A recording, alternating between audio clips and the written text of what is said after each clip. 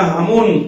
خریطه را که در سال 24 و 27 مملکت شوروی تعیین کرده بود سرزمین ما و سرزمین همسایه رو علاقه و تصدیق شده همه دنیا او را میدونه او هیچ جا نمیشود. برای همه تاجیکستانی های ما بناموسن در اطراف یک انسان جمع شدگیم با جمع میشیم با مستحکمتر بشیم انشاءالله تعالی نمیگذاریم که وطنمون مثل افغانستان و مثل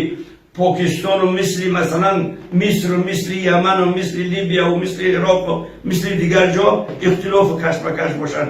جای جنگ جای ننگ همه کسا من روزا میشنم ای مردم مسجد میرم کنفرانس میرم سمینار میرم دیگر جا میرم سرحدات میرم هر جایی میرم ای مردم عادی میشنم که ما یک راهبر داریم ما یک دولت داریم در اطرافش جمع میشیم کار کنیم که رنگ مملکت همسایه منوره در بدر و خاک بسر و خون و به خاک خون نکشیم و تمام.